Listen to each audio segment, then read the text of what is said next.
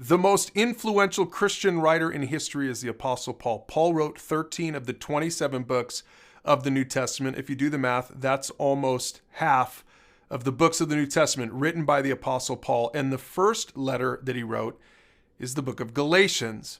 In this series, we're going to take a look at this 6-chapter book.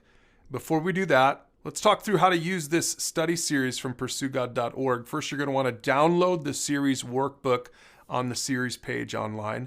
And then I encourage you to read a chapter every day and take notes. Now, there are 6 chapters in the book of Galatians, and to get the most out of this series, I encourage you to read a chapter every single day. That means that over the next 6 weeks, if you do this with your family or your small group or your mentor for 6 weeks, you will have read the book of Galatians 6 times. And then the Bible is going to come alive to you. So the third step is to watch the video, just like this one, ahead of your meeting every week, so that finally when you come together with your family, your small group, or your mentor, you can explore the chapter together using the talking points and the discussion questions below each video. Here's where we're going over the next 6 weeks as we study Galatians together. Today we're going to talk about the one gospel that Paul was so passionate about.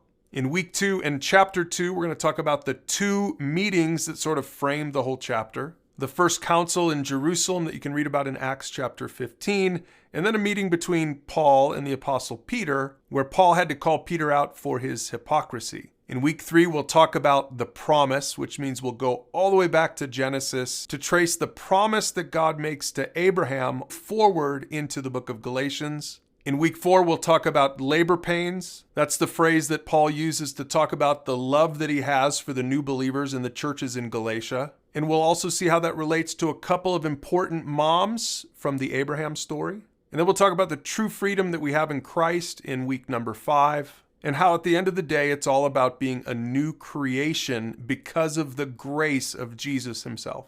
But for today, let's start with this. On his first missionary journey, Paul traveled through the region of Galatia to share the gospel and plant churches. We read about this in Acts chapter 13. It says there that Paul and Barnabas traveled inland to Antioch of Pisidia, and on the Sabbath they went to the synagogue for the services.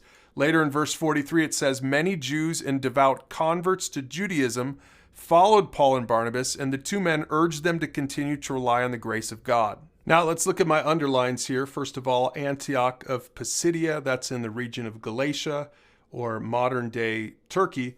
And you'll notice also in verse 43 that Paul was preaching to the Jews and also some devout converts.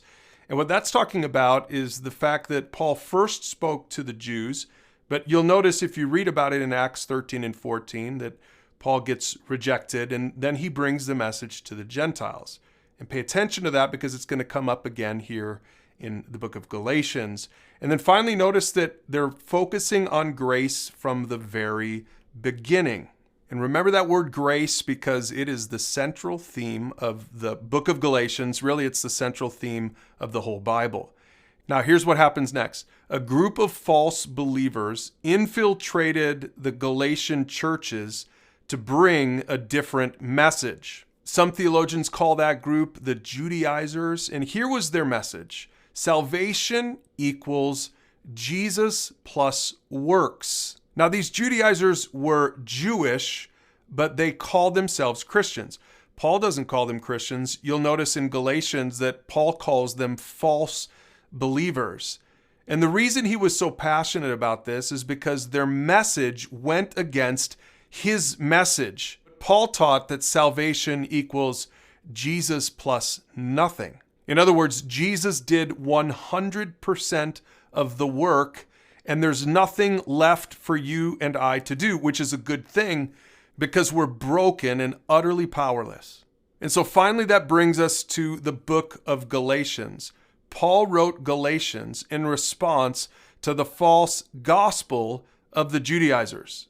Let's look at what he says in chapter 1, verses 6 and 7. He says, I am shocked that you are turning away so soon from God, who called you to himself through the loving mercy of Christ. You're following a different way that pretends to be the good news, but it's not the good news at all. You are being fooled by those who deliberately twist the truth concerning Christ.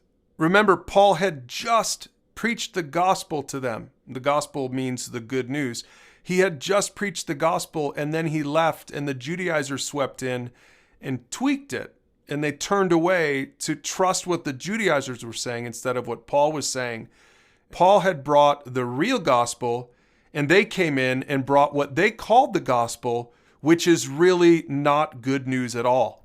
And then Paul says this in verse 8, "Let God's curse fall on anyone, including us, or even an angel from heaven, who preaches a different kind of good news than the one we preached to you."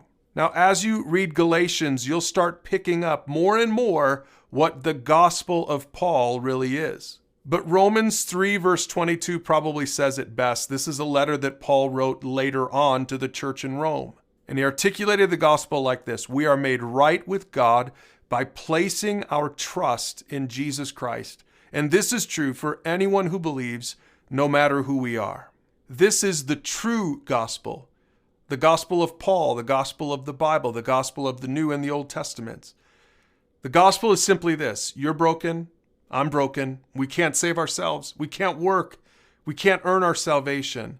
We start a relationship with God by trusting Jesus, nothing else. Jesus plus nothing. And so let's end this lesson with this picture. It's the central theme of the book of Galatians. I call it the sweet spot of grace. And we'll come back to this over these next 6 weeks. We are saved by grace because of what Jesus did on the cross and in the resurrection. And living by grace gives us real freedom. Not bondage to works on the one side, which is what the Judaizers were offering, but also, as we'll see later in the book, not bondage to sin on the other side. Because being saved by grace doesn't give us a license to sin. The opposite is true. It sets us free to live the life that Jesus wanted for us all along. So here's a question for all of us as we read Galatians chapter 1. Are you trusting in Jesus alone for salvation? Or have you fallen for a different gospel?